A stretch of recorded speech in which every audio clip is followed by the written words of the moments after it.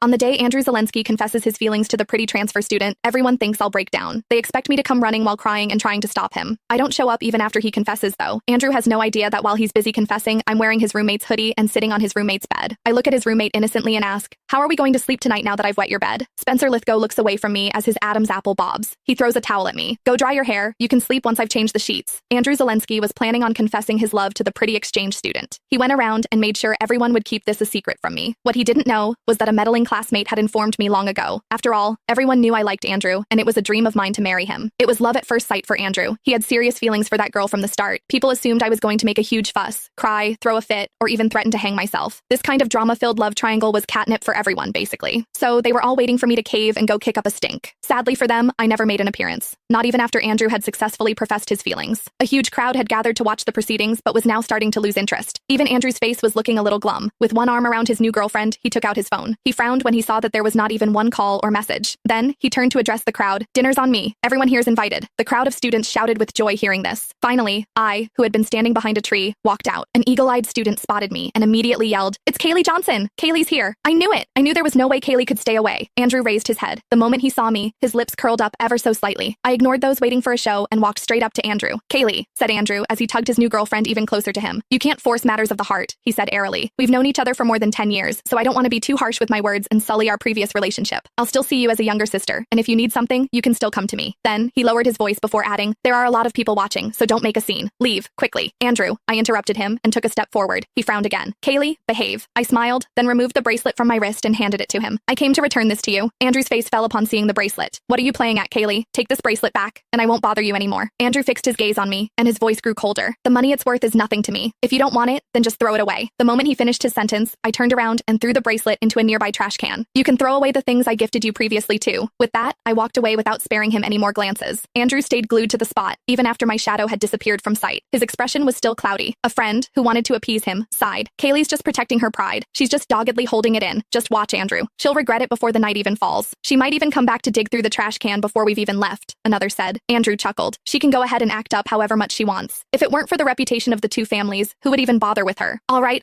don't be mad. You need to be celebrating tonight. Don't let her ruin your fun." Andrew turned his gaze toward his gorgeous new girlfriend and promptly discarded the thought of the annoying Kaylee from his mind. After all, by tomorrow, he thought I would be acting as if nothing had happened again. He thought I'd be waiting for him at his dorm and pestering him to go to class together like usual. He had already seen similar antics from me in all these years. The rain was pouring down while I was walking along the riverside. I stood under my umbrella in the rain, thinking about the dreams I had a few days ago. In these dreams, I had caused a huge scene when Andrew confessed his love to Sienna Slangdon. I even jumped into this river that very night,